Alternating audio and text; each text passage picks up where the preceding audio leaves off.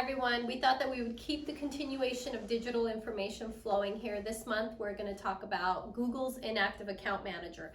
In the past, we've told you about Apple's account legacy contact, and this month we thought it'd be interesting to talk about the user tool that Google has that might help you. So if you're a Google user, if you use Google Gmail, if you use YouTube, if you use any of the Google products, whether it's Google Drive or the email or calendar feature, your information can be transferred upon your death to 10 accounts or 10 users of your choice. So let's back up for a minute and talk about California digital estate planning. In California, we have a three-tiered system. The first tier says that if there is a user tool that's been made available to you through a service provider like Google, you can use their user tool.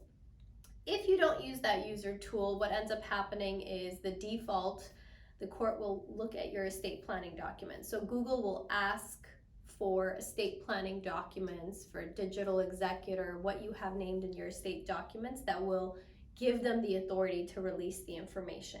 And if you don't have a digital estate plan done, then the terms of service, the terms of use for Google are going to dictate what happens. So Google is one of the companies, actually one of the very first, that came out with a user tool, and their user tool is called Inactive Account Manager. And what it allows you to do is it allows you to decide or let Google know now who you would like to give your Google account access to. So you could designate up to 10 account individuals that you can transfer your account data to.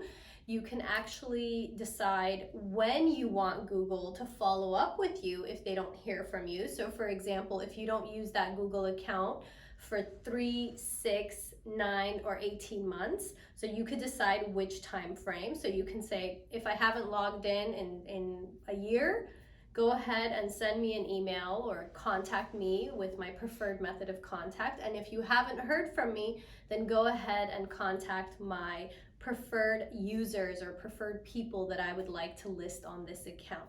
So it allows you to actually place a time frame for inactivity. That's why it's called Google Inactive Account Manager.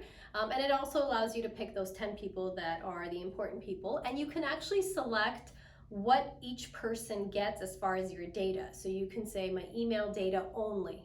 I don't want any of my other data. I want just my emails to go to this person. I want just my pictures to go to this person. So you can kind of pick and choose what type of data each one of these 10 people get. And they'll have a certain amount of time after you're gone and after they've been notified. When they receive the email from Google, they'll receive a link for the data. They'll have a certain number of months to download that data before Google goes ahead and deletes your account. So if you're a Google user, like many of us are, and you use it for emailing or personal calendaring, or you use Picasa for picture storage or YouTube, any of the Google products, make sure that you have activated your Inactive Account Manager. This way you will decide what happens to your account, especially if you don't have an estate plan in place. If you'd like to talk about a digital estate plan, I welcome you to call our office for a free consultation. And that's it. Have a good one.